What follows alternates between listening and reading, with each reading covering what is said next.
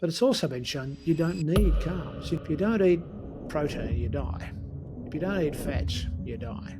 If you don't eat carbs, you're fine. The career that has shaped both elite sport and everyday clinical practice. He is the co-author and co-editor of Clinical Sports Medicine, a benchmark textbook for sports clinicians internationally, used by physiotherapists and doctors, and my own sports injury Bible during my years of study and as a clinician. His clinical roles have included serving as team doctor for Liverpool FC, the Socceroos, and the Australian cricket team, positions that reflect decades of work at the highest level of performance sport. Alongside his clinical expertise, Professor Brukner has contributed extensively to research on sports injury epidemiology, load management, metabolic health, and public health advocacy, including his leadership in the Sugar by Half initiative. Today, we'll draw on his wealth of experience to examine how evidence-based sports medicine has evolved and what clinicians need to focus on to best support athletes in the years ahead. Today, I'm joined by Professor Peter Brukner. So thank you for joining me today. Pleasure. So for those people who perhaps are coming at this from either not having a sports medicine background or perhaps haven't yet bought a clinical sports medicine copy, my first degree in sports therapy, top of our reading list was the clinical sports medicine book. And I don't know what edition it was. It was the red one, which I think we're quite far down the line in terms of editions. Yeah, you're showing your age, Brad. Yeah, so I think we've had quite a few editions since then. But to say that it was our Bible would be an understatement. So even post-graduation, so after I'd finished, if I was in clinic and I had a case that I wasn't sure about, I'd refer back to it. So it really, really was my go-to book. Being author of that book, could you tell us a little bit how it came about in the first place? Yeah, well, I mean, I hadn't really even thought about writing a book, to be honest, Brad. And I'd written an article for one of the sort of doctor magazines, something I think, and someone at the publishing company, McGraw-Hill, must have seen the article and quite liked it. Anyway, they approached me and said, we'd like you to write a textbook. McGraw-Hill are probably the biggest, or certainly one of the biggest medical publishers around, and so on. So they publish, Harrison's and a few other really big medical books. Anyway, so they approached me, and my initial response was, well, wait, no, this is way too early in my career to sort of to do something like this, because I was probably, what was I then, 40-ish, 39, 40, something like that.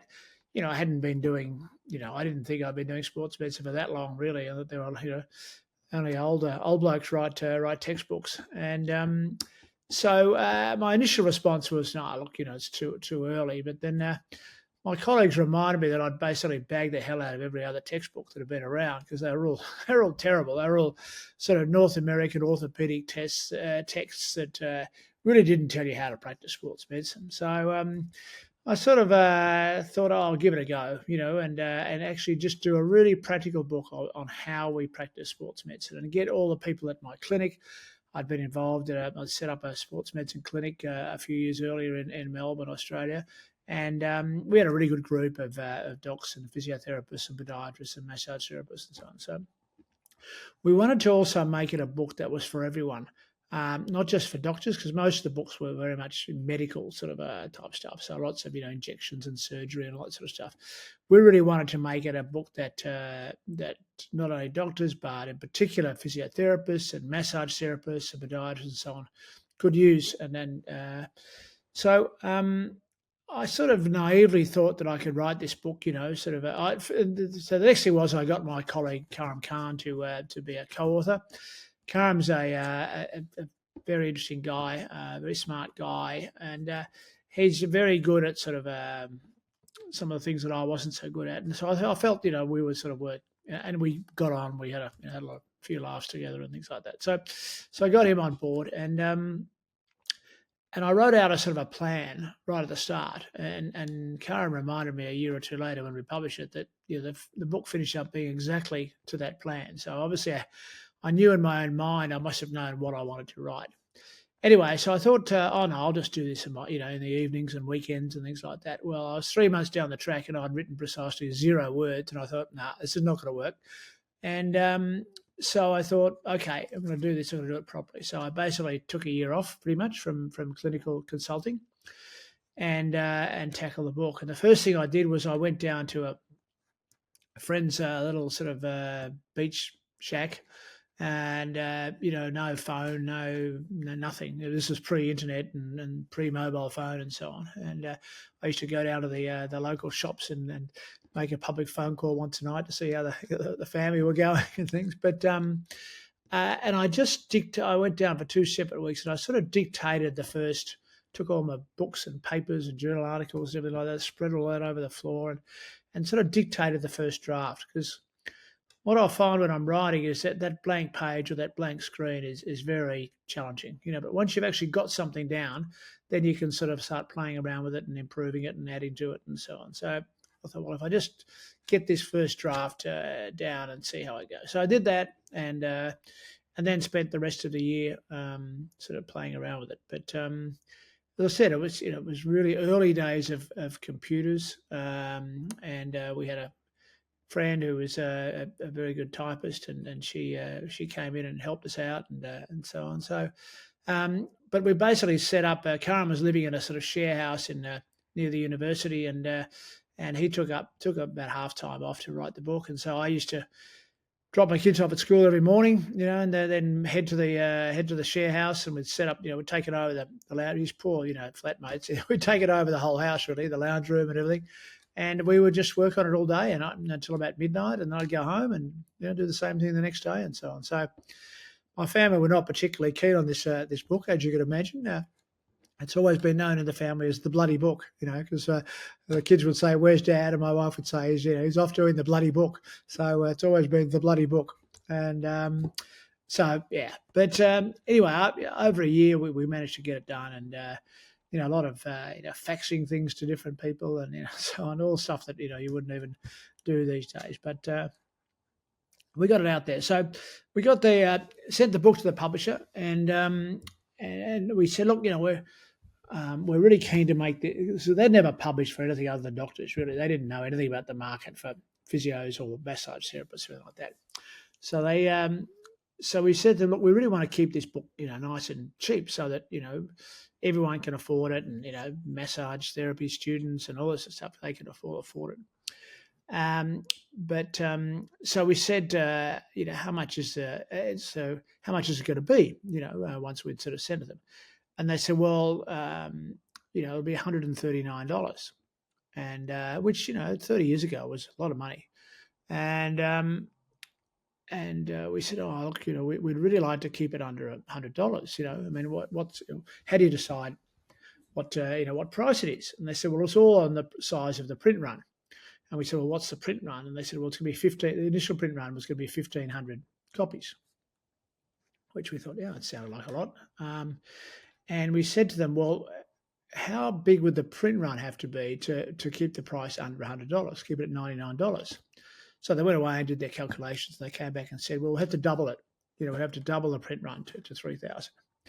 So we said, okay, we'll buy 1,500 books from you. And they looked at us as if we were absolutely stark raving mad, which we probably were.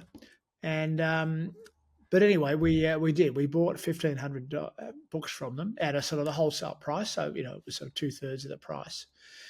And we sold 1,500 books ourselves.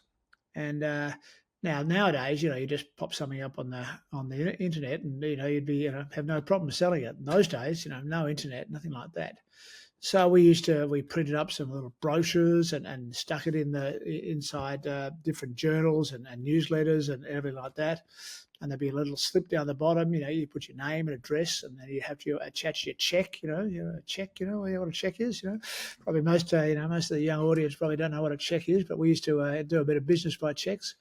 And so yeah, we kept the 1,500 books at my dad's warehouse. He had a bit of spare space, and our colleague would go in every week and open the mail and send out the books, and we sold all 1,500 of them. So the publishers died out on that story the whole time. Apparently, they say they've never, it's never happened to them before or since. So, but anyway, it got us going, and it sort of it became very successful. And after a while, we sort of started to hear it was being used as a textbook, and we'd sort of never really envisaged it as a textbook for university courses.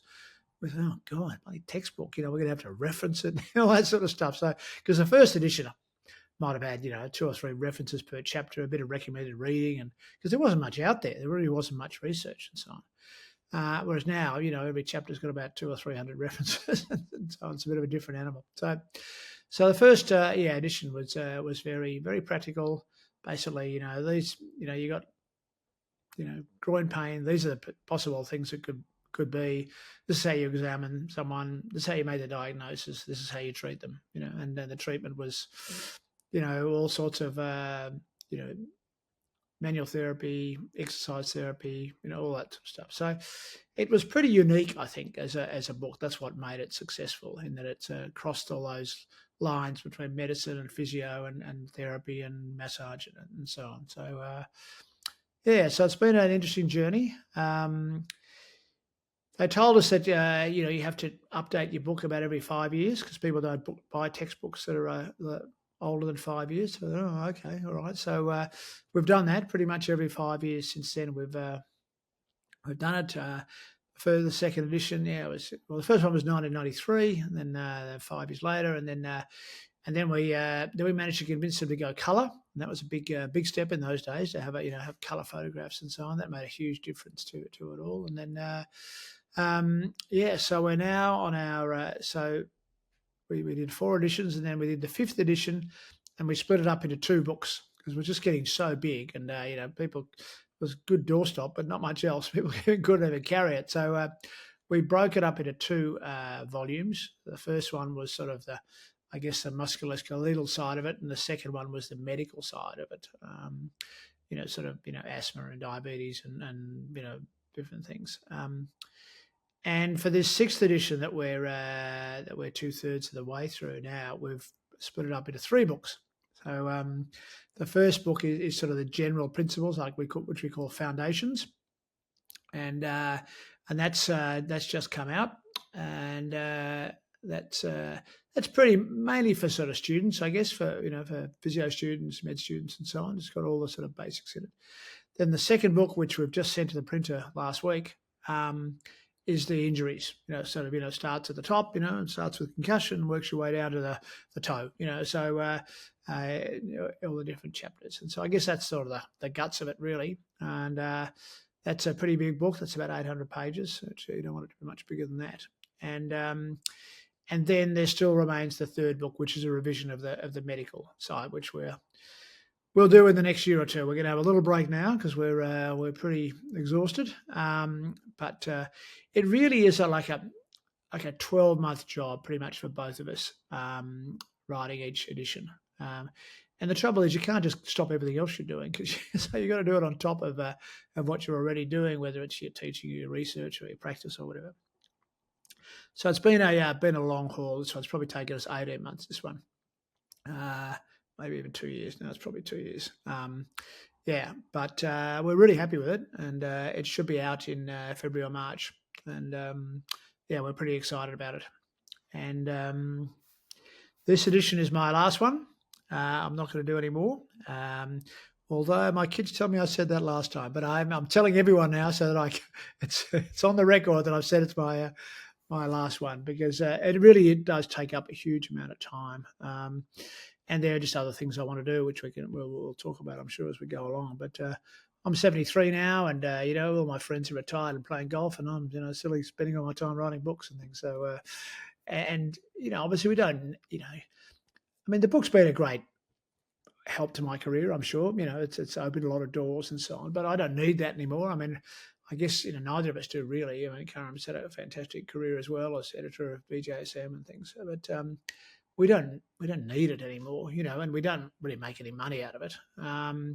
You get some royalties, but we have a lot of costs along the way and things. We pay for a lot of the artwork, and we pay for people to help us and things. So we don't. It's a lot of money making venture, but we do it really, I guess, out of a duty to the profession. We feel as though it's the only book out there, really, and we've got to keep updating it. So. The next edition will still be Brukner and Kahn's Clinical Sports Medicine, but it'll be written and edited.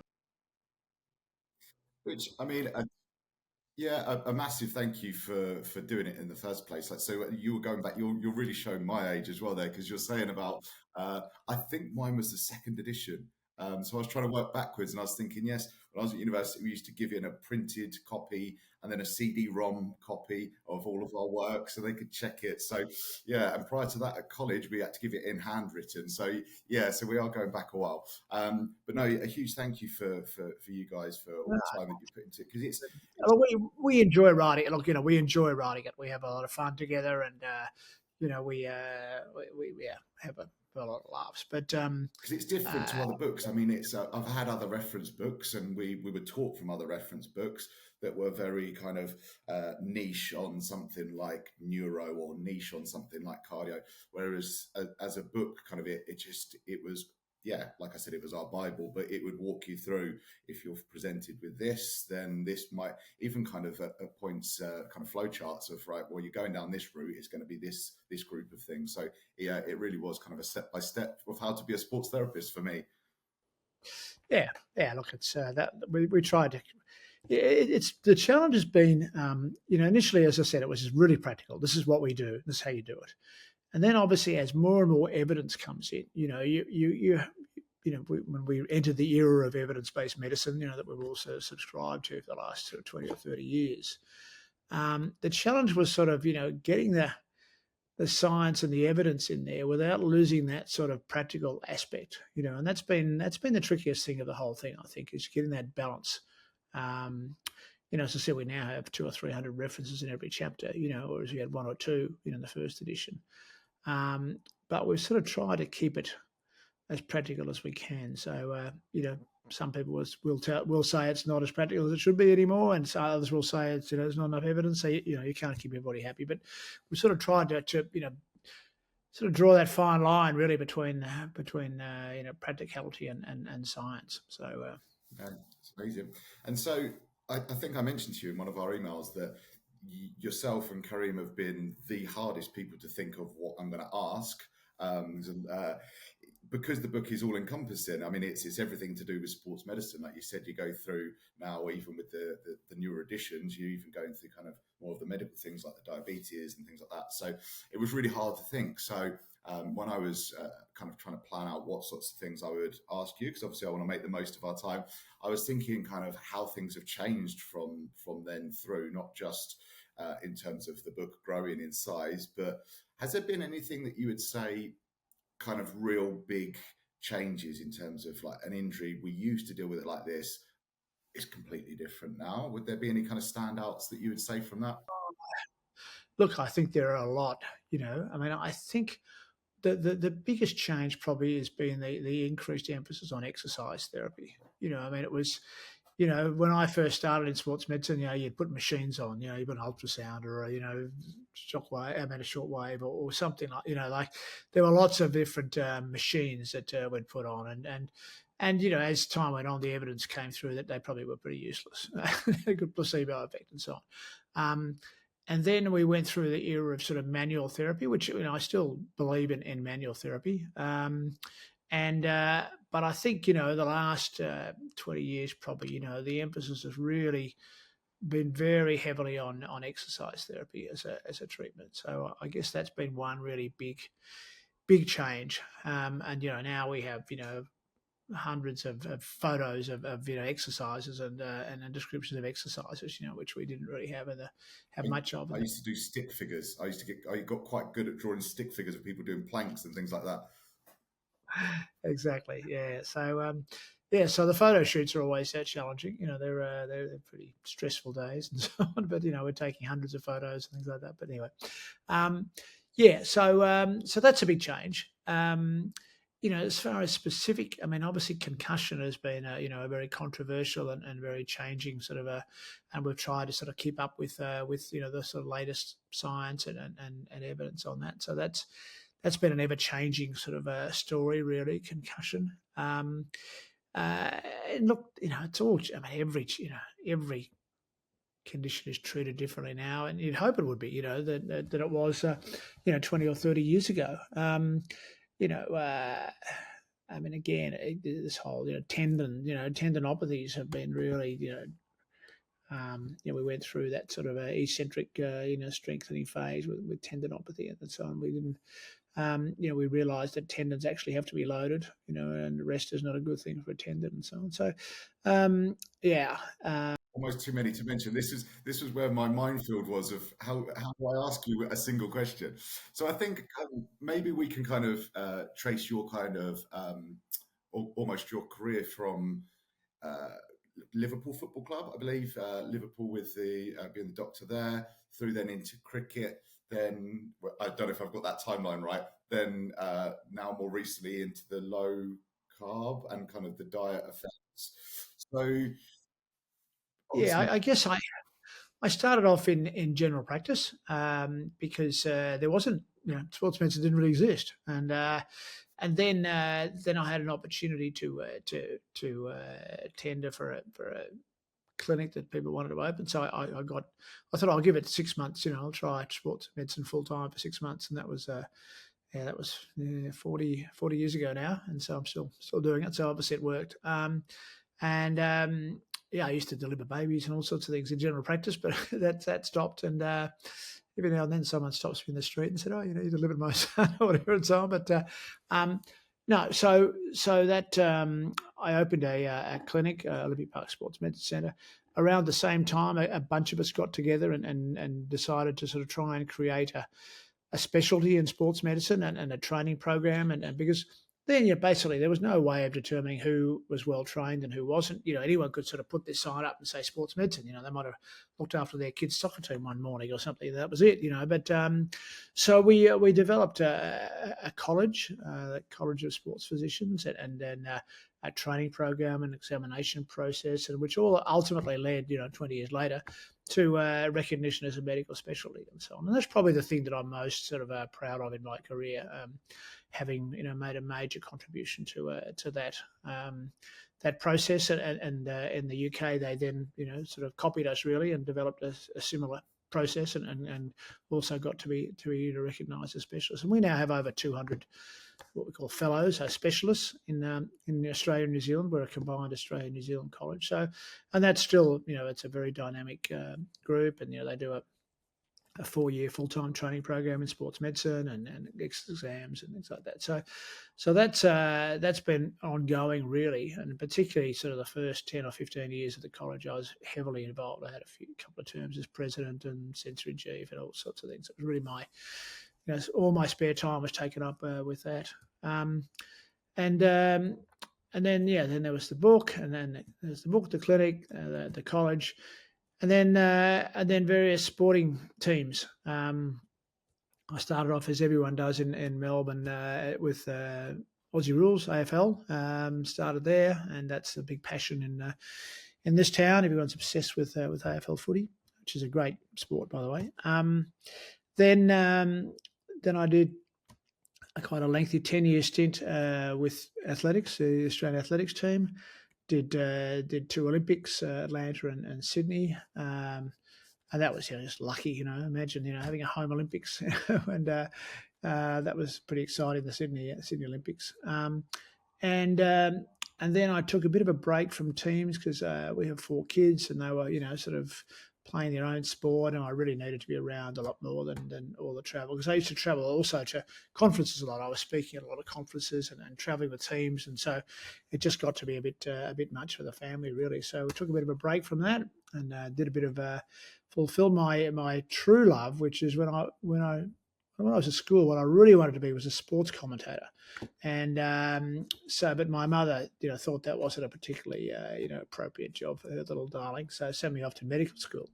And so I got my revenge on my mother and became a sports, like a sideline commentator at the AFL and so on. And used to do interviews before and after the game, and make comments on injuries during the game, which there was always plenty, and so on. So that was a bit of fun. And then after a few years, football came calling, and I did the Australian national football team, the Socceroos, for a World Cup cycle leading up to the 2010 World Cup in South Africa. So we had a very lengthy qualification process through Asia. So we travelled all around. Gosh, we travelled everywhere.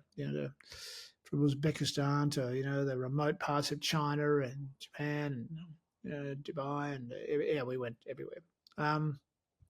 Finished up in South Africa for the World Cup, and then went straight from there to Liverpool. And they'd created a new position at Liverpool called the head of sports medicine, sports science, because up till then, they'd had a team doctor and a team physio, and there'd no one sort of overseeing it all. And so I thought that was a pretty interesting job. That was probably the first job of its kind in the Premier League. So I thought, my kids had sort of mostly grown up and so on, and I thought I'd give that a crack for a while, and that was certainly an interesting experience. Spent 3 years there, and then left there. I wasn't really sure what I was going to do, to be honest. And as things happen, I just got a phone call one day and said, "Oh, look, we're someone's pulled out of a cricket tour of the UAE. We were playing Pakistan in the UAE, I think, and I was in London, and they were in Australia, and they said, "Would you be able to help us out for 3 weeks?" And I said, "Oh, actually, yeah, I actually could do that." And 3 weeks turned into 5 years and 51 tests, and a great time with cricket, and finished up there in 2017, and I've done a little bit of sports medicine since. Actually, finished up back in the AFL. It's a full cycle, full 360-degree cycle. My first gig was in the AFL, and my last gig was in the AFL, and ironically with the same team, and that team actually won its first premiership, we call it here, is for 60 odd years, and so that was pretty exciting. I figured that was a good note to go out on, and so now the only sports medicine I do is I'm involved in an amateur AFL club that I played with 50 odd years ago, and been involved with ever since. And so I still am involved in the football side of it, but also I supervise their medical side. But as you said, I've become more interested in the whole nutrition side of things in the last 10, 12, that's it's 13 years now. So I've always had an interest in sports nutrition, as you do when you're in this game, but sports nutrition was pretty boring, really. It was just carbs, and Gatorade and Powerade and gels and pasta parties the night before the marathon and all that sort of stuff. And so it was that was sports nutrition, really. And then in 2012, I was in Liverpool, and if you'd asked me then, was I healthy? I'd have said, yeah, I'm fine. I just turned 60. I had a good diet. I thought I exercised. My blood sugar was fine. I was fine. Thanks for asking. The reality was I probably wasn't as healthy as I certainly wasn't as healthy as I thought I might have been. So for a starter, I had a family history of type 2 diabetes. My father had developed type 2 diabetes at exactly the age I was at then, and I really didn't want to go down. I saw what happened to him, and I was pretty keen not to go down that track. I was quite overweight, probably obese by BMI standards. And like many sort of middle-aged men, and I consider 60 middle-aged. I used to think it was old, but now I think it's middle-aged. I probably put on half a kilogram, pound a year for 30 years. To the point where I'm 15 kilograms overweight probably, and as well, I had a number of metabolic issues. I'd had high triglyceride levels, high insulin levels, and I'd had a fatty liver for 10, 12 years. Every couple of years you'd have a blood test and always come back saying, liver function abnormal, consistent with fatty liver. And I didn't really know what a fatty liver was, or certainly, didn't understand it very well. I figured I was on a low-fat diet, hey, I'll be right, typical doctor, ignore everything, pretend it'll go away. So, yeah, in retrospect, I was clearly pre-diabetic. Fatty liver is a pre-diabetes state, and I was clearly pre-diabetic. And I'm sure had I not done what I did, I'd have been, fully fledged type 2 diabetic by, a couple of years later. But around that time in 2012, my friend Tim Noakes, who's a very well-known sports scientist in South Africa, sort of started talking about the fact that he thought that we had the whole diet thing wrong, and that it wasn't fat that we should be fearful of, it was carbohydrates. And he said he'd reversed his own type 2 diabetes by taking out all the carbohydrates in his diet, replacing them with healthy fats. And I remember thinking that I knew Tim pretty well, and he was a very, very smart guy, and he'd challenged a number of sort of orthodoxies in sports science previously, and been proven right.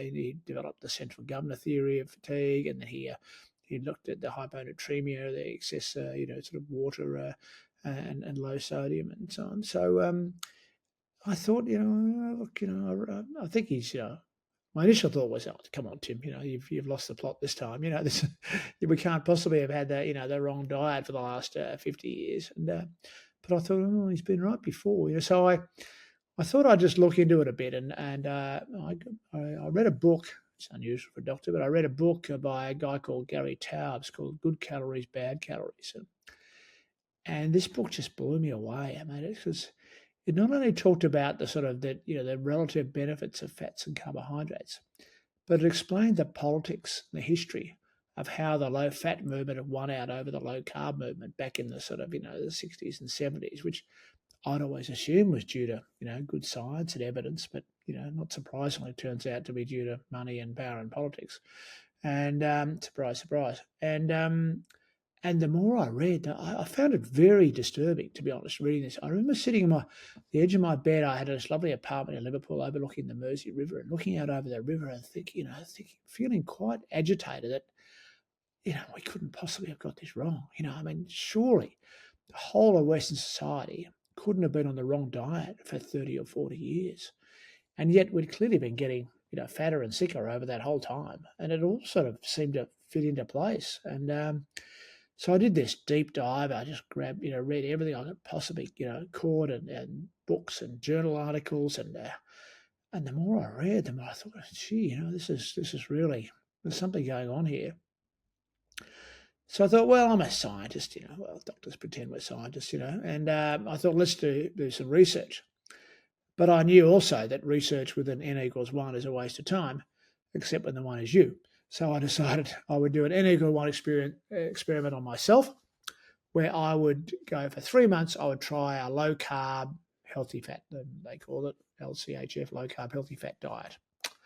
So I thought, okay, I'll give it a crack. And so day one, weighed myself, got all my bloods done, and embarked on this 3-month diet. So stopped eating all processed foods, all sugars, all carbs, no rice, pasta, potato, bread, all that sort of stuff. And sort of think, well, what does that leave? So I went back to eating probably the way that my grandparents would have eaten, really, just real food, sort of meat and fish and eggs and all that cholesterol. Oh my God, dairy and butter and cream. Oh God, what's saturated fat? Dropped dead of a heart attack. And above ground veg, no starchy veg, but plenty of green veg and so on. And the only fruit I had was berries. And so I did that for 3 months.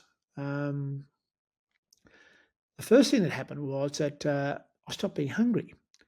So it was really interesting, because it's so normally I'd have my cereal at 8 o'clock or whatever, and you get to 10:30 and you're thinking, oh God, it's at lunchtime yet, I was starving, but instead I'd have eggs and bacon and avocado or something for breakfast, and I wouldn't eat again all day.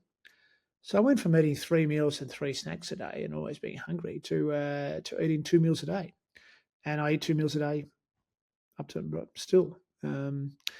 And so I was never hungry, and I really enjoyed the food. I ate really well. Lots of really nice food, and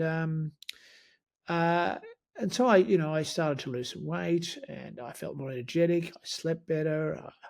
I reduced my snoring. Happy wife, happy life, and my exercise capacity increased, and I felt great. So at the end of the 3 months, I'd lost 13 kilograms in 13 weeks without ever sort of, being hungry or cutting back on food. I ate as much as I liked. And paradoxically, the more fat I ate, the more fat I lost, which was quite bizarre, really. And then I got all my bloods done, and they'd all reverted to normal. So, my insulin, my triglycerides, my fatty liver that I'd had for 10 years, absolutely back to normal. and they've all stayed that way ever since.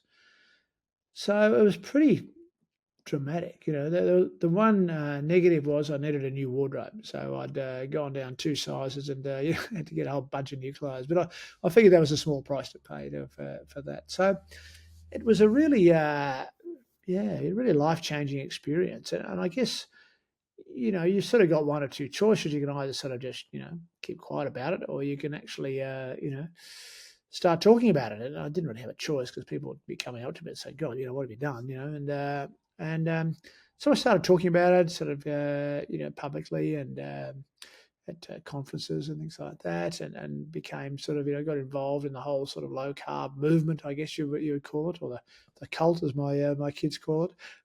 Whereas Dad, I was off at a cult meeting and so on, um, but it was something that just so obviously worked and worked for so many other people. It was so dramatic, and so I started a charity called Sugar by Half because one thing that everyone agreed on, even the dietitians agree on, is sugar's no good. So we tried to cut that down by half. So the average Australian and probably the average Brit, has about 18 teaspoons of added sugar a day, in addition to the natural sugars in fruit and dairy. And the World Health Organization recommends six, no more than six is ideal. So it was pretty cutting down by half was a good start. So that's been going for a few years now, and then I got approached to write a book from one of the big publishers, Penguin Random House, and they approached me, would I write a book? And my initial response was, well, the last thing the world needs is another bloody diet book, and but they convinced me that there weren't many by doctors and none by Australian doctors. I did have a bit of a sort of a profile because of my sport involvement. So they convinced me that if I want to get my message across, that was a good way to do it. So okay, so I wrote this book. Very interesting. I wrote it in 3 weeks.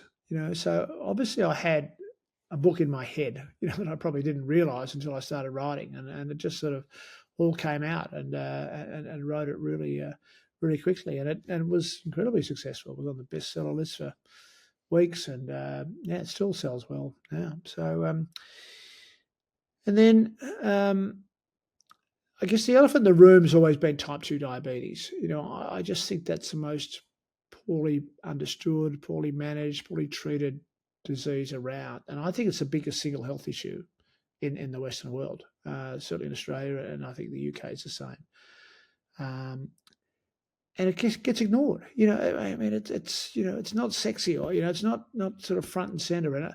And I think it's because basically because people don't die of it. This sounds very morbid, but don't die of type 2 diabetes. They die of all the complications. So type 2 diabetes is the most common cause of blindness, the most common cause of amputations, the most common cause of kidney disease, cardiovascular disease. It's a much more important cause of cardiovascular disease than cholesterol and things. And dementia, Alzheimer's, mental health issues now are thought to be related. So it's a massive issue, and we don't talk about it. We don't. I still think that I think there's like a stigma. I think it's because it's like you got fat yourself, and being fat, yeah, caused you to have that. Yeah, Whereas really, the main reason is that people have been given the wrong advice. They've been told to eat the wrong things, and we were told type 2 diabetes and even obesity hardly existed until around 1980. And that's when, due to probably the fraudulent research from an American researcher by the name of Ansel Keys, convinced everyone that fat was the problem, and convinced the American government. They first brought out their guidelines and the infamous food pyramid and so on, and fat was demonized, and it was all about carbohydrates. And so what happened was that we were sort of told the food industry to take the fat out of food, which they promptly did, and realised, well, they'd actually taken all the flavour out. So they're being the very smart people they are, they worked out, well, if we need to replace it with something, and they replaced it with sugar. So these basically guidelines became the low-fat, high-sugar guidelines, and that's when things just went downhill. Ever since then we've become fatter and sicker, and they've been I think, the biggest disaster, certainly the biggest nutritional disaster in history, and that's the reason most people are obese and type 2 diabetic. They're eating processed carbohydrates, and with a lot of sugar, um, and it's been a disaster, absolute disaster. And so again, there was starting to be some evidence in the UK and the US and other countries that the low carb approach, could really help people with diabetes, which makes sense. I mean, type 2 diabetes is a disease of carbohydrate intolerance, um, and yet the recommended diet everywhere was a high carbohydrate diet. It just did not make any sense at all. Sometimes doctors just put their brains to bed, or so I don't know what it is, but they just don't think. And they're also obsessed about this fat thing. And we got to reduce fat. We got to reduce fat. And they were recommending a high carbohydrate diet for people who are carbohydrate intolerant. I mean, when you think about it, it's just madness. And so, not surprisingly, I mean, like if you've had celiac disease, you wouldn't tell people to eat gluten. If you're alcoholic, you wouldn't tell people to have alcohol. I mean, it's just drives drives my drives me crazy. Anyway, so I felt that the main reason for this, epidemic of obesity and metabolic disease, highlighted by type 2 diabetes, was this, excessive carbohydrate intake. And so there was some evidence coming out from various studies to show that a low carb intake would both help reduce obesity and help diabetes control. It's some really good research. And so I thought, well, there's nothing really in Australia. So we developed an app and a web-based program called Defeat Diabetes, which with a couple of colleagues of mine here in Australia, and we just put together a whole series of lessons, lots of videos, articles, meal plans, recipes, cooking demonstrations. Set up a Facebook group, run lots of webinars. So we've had, I think, 13,000 people subscribe to that program. Our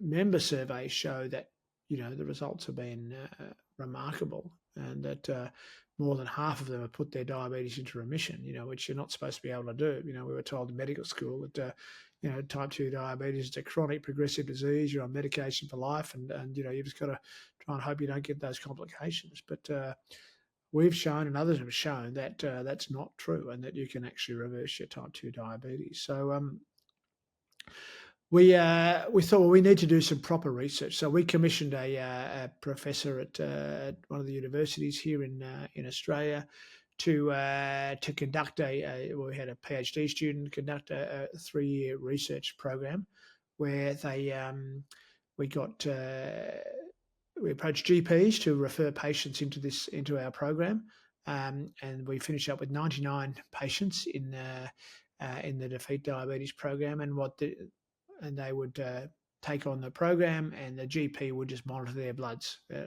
3, 6, and 12 months. And we've just published all the results, actually, the 3, 6, and 12-month data. And similar to studies overseas and our own survey, that about half the people have put their diabetes into remission, and most of the others have significantly reduced or improved their glycemic control. In addition, they'd all lost weight, their blood pressure had come down, their liver function had improved, and so on. So, similar results to other people internationally. Nothing, it's nothing new, but it certainly showed that our specific program was effective. But the challenge, Brad, has been just to get people to adopt it. It works. It's not that difficult. You eat well, and it can, but part of the problem is the medical profession, are still wedded to these old guidelines, and old habits die hard, and they're still telling people to avoid, saturated fat and dairy and meat and so on, and eat all these, grains and carbohydrates and so on, and it's a disaster. See, my experience is a little bit so with so I had the pancreatitis, necrotizing pancreatitis, and then I'm a type 1 diabetic. Yeah, so and then they're bringing me around once I was out of the coma. They're bringing me around breakfast of like oatmeal and porridge and things like that, and then lunch is a sandwich, and in the evening it's pasta and tomato sauce, and I'm like, It yeah, was the diabetic diet, Yeah. guaranteed to keep you diabetic for life. That's what the diabetic diet did. Yeah, so and then my coming out of hospital, my obviously I was then really hot on monitoring, so I've got a continuous glucose monitor. My dad was quite severely overweight, so he started going low carb, and then he really kicked into this. He started off keto. He went from then keto to doing keto and intermittent fasting, and he would sometimes do kind of a 2 day fast. And then he went even further and went into being kind of going on the carnivore diet. And now he lost a lot of weight, and he swears by it. But his meals will be full of butter and full of lots and lots of meat. And would you say there is a spectrum? Would you say kind of there is a carnivore's too Absolutely. much? No, it's not too much. No, I mean, I would have said that 10 years ago. I'd have said, "Oh, carnivore, that'd be ridiculous. You'll get scurvy or you'll all this sort of stuff." But no, look, there's a spectrum. I think nobody should. The average person in Western countries is probably on 200 to 300 grams of carbs a day. Well, no one should be on that. I mean, low carb is considered as sort of under 130, something like that. And then keto is sort of under 50 probably grams. So, um, I mean, I was probably keto for the first 3 months, when I lost all that weight, and then since then I've backed off a bit, and I don't measure my carbs, but I'm guessing I have 80 grams a day, something like that, 70, 80 grams a day. I have the odd bit of sourdough bread or something like that, but I don't. I'm fairly strict. But that's right for me. It keeps my weight right, keeps my blood's fine, and I feel good. There's certainly a spectrum, and I don't think there's certainly not one diet for everyone. There's no doubt about that. Nearly everyone should be reducing their carbs, but to what degree? It really depends on your degree of insulin resistance and so on. If you're severely insulin resistant, you're morbidly obese, you're uncontrolled type 2 diabetes, you need to be on the ketogenic end of the diet. Certainly for a while anyway, till you get things under control. If on the other hand you're healthy, young, skinny, clearly insulin sensitive, yeah, have 100 grams, 120 grams of carbs a day. That's not a problem. But everyone finds their own balance. As I said, mine's probably about 70 grams a day. I reckon that keeps me sort of under control, and all my bloods are good and everything. But I mean, the carnival thing is really interesting. As I said, my initial response was, that's dangerous. That's crazy. But I have to say, I've had, a number of patients and a number of friends and colleagues who've done very well on a carnivore. Not everyone, but a lot have, and particularly those that have quite severe inflammation. So they might have inflammatory bowel disease. I have a good friend who had ulcerative colitis and an inflammatory bowel disease, and was just making his life a misery. And he couldn't be anywhere. He couldn't be more than 30 seconds away from a toilet, all day.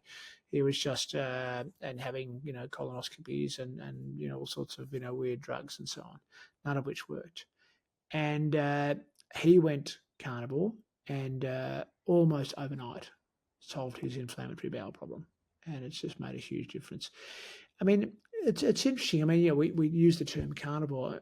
Back in the day, we would have called this like an elimination diet, because basically you remove, all the things that could be stirring things up, plants and so on, and you pare it back to absolute basics, and then you might sort of gradually add things in as you go. So we probably shouldn't be that surprised that it's an effective diet. So I'm not anti-carnivore. I think there is a role for it for some people, and like your dad, he sounds like he's thrived on it, and so is my friend, and I have a number of other friends and colleagues who seem to be doing very well. I guess I'm carnivore-ish. I have quite a lot of sort of meat, dairy, so on, but and eggs. But I do have some non-starchy veg and some berries, and as I said, the occasional bit of sourdough bread or something. But that's really a bit of dark chocolate sometimes. What else do I have? No, they're the main sort of things that I would have in addition meat, I eggs, and wanted dairy. to So it seems to work for me. Yeah, I mean, I wanted to touch on just because obviously I could talk to you all day, and I know you've got other things to do.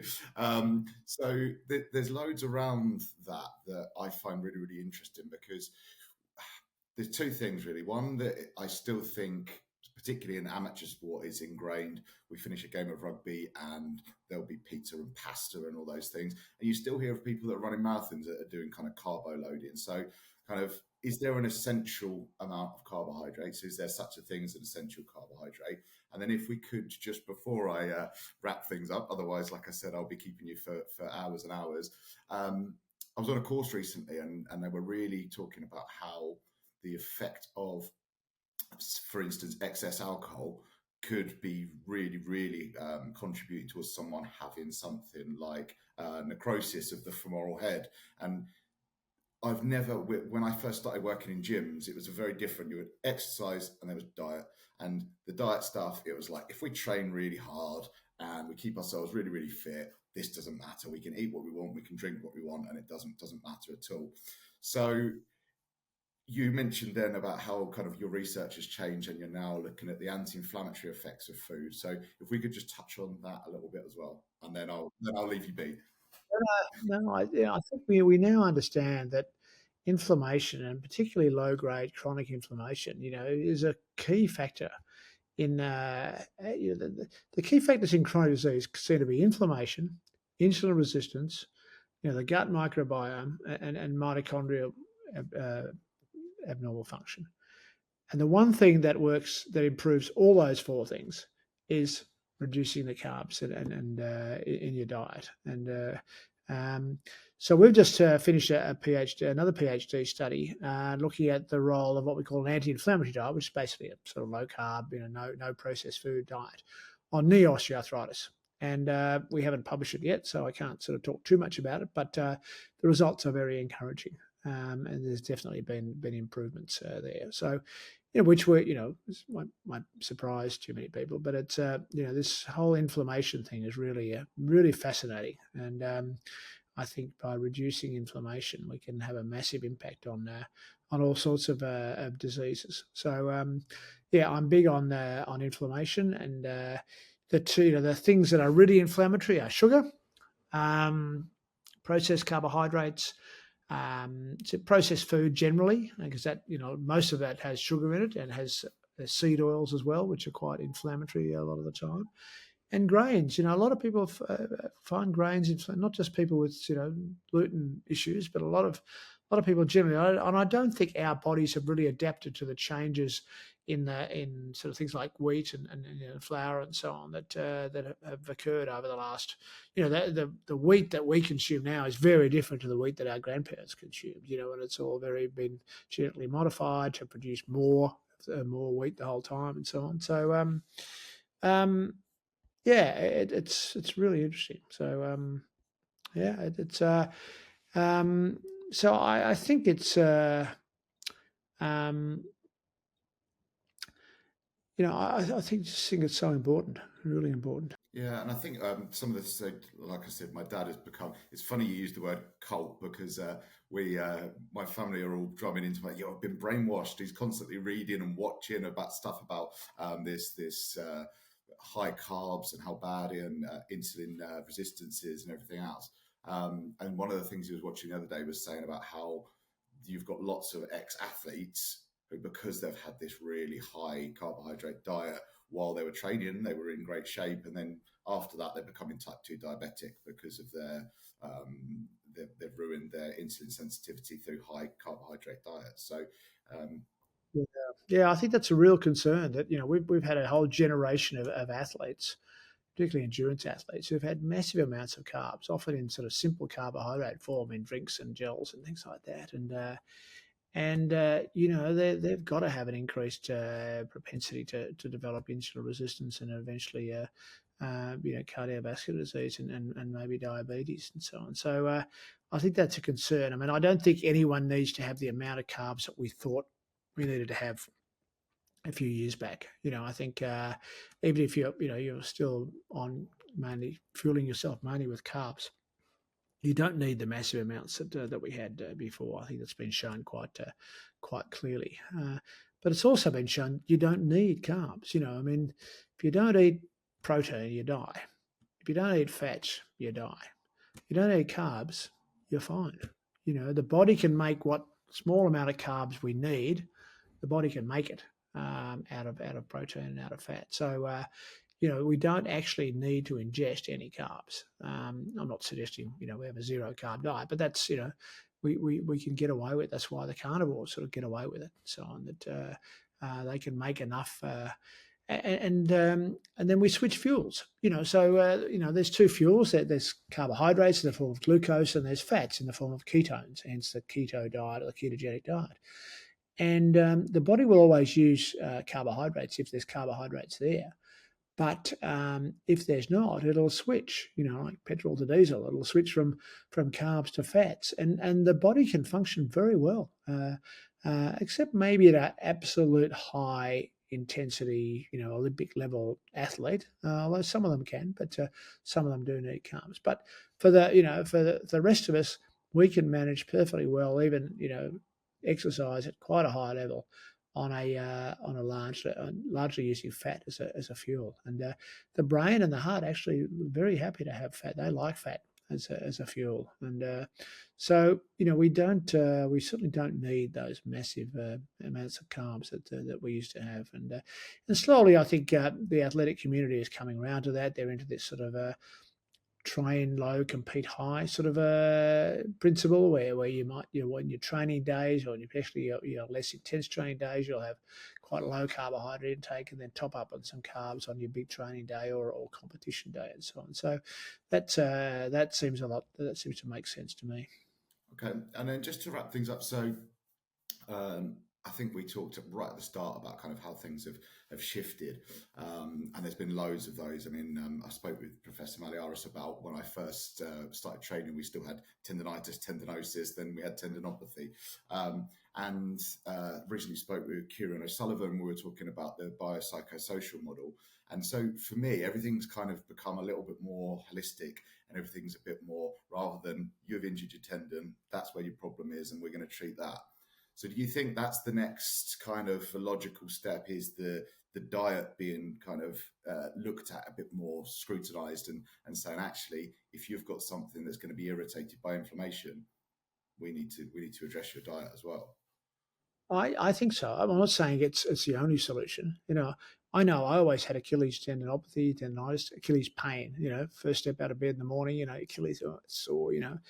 And after a few weeks of this diet, I suddenly woke up one morning and started walking. I thought, hang on a minute, I've lost my Achilles pain, and I could squeeze my Achilles and not, be in agony the way I would have normally. So, again, that was a lesson to me. So, I think as therapists or as doctors or therapists, we can really improve our results by adding, diet to what we're doing. I'm not saying, it's the only thing by any means. All the other stuff that we do is exercise and manual therapy and so on is really important. But, diet, I think, is sort of the secret weapon we have, and I think, the good thing about, therapists and so on is that you tend to sort of have time, you spend time with your patients a lot more than, the average GP will do. Who might spend 7 minutes with their patient, but don't have time to sort of talk in depth about diet and things like that. And you don't have to be a diet expert, but, you just have to sort of give them general principles of, and suggest that, maybe diet will help what you're doing. And, I think it could be a really good addition to, and if you explain about inflammation and all that sort of stuff, then people will sort of get it, if you like. And yeah, we've got a lot of our therapists now, physiotherapists and so on, who are incorporating basic sort of dietary advice and hopefully referring people to our app and our program, but just giving general dietary advice to reduce the amount of inflammation and just reduce the amount of processed food. It's that whole thing of just eat real food. It's as simple as that. Don't eat anything your grandmother wouldn't recognise as food. It's a good line. I think I'm going to have a bit of a battle at my local rugby club if I go in after the game and they're all got their beers and I say, could you have a lower carbohydrate option? So I think we've still got some battles to win, but Oh, hopefully, absolutely. But nowadays, certainly in Australia, there's a number of low carb beers. There's some no carb beers, in fact, and they're quite popular. So there's obviously, people are concerned, and there are these things available. So yeah, we're slowly getting there, but it's a slow process. Right, I'm going to say one more. I know, I've been waxing lyrical about your book and your contribution to certainly to my education. But thank you for everything you've done. And it's a shame to hear that you're not going to be continuing with the books, but hopefully the legacy will live on. And in the next 10 years, I'll still be able to buy a clinical sports medicine with echoes of your influence on it. But yeah, thank you for everything that you've done, and thank you for speaking to me. No, it's been a pleasure, Brad. Really enjoyed it. So keep up the good work. Yeah, thank you.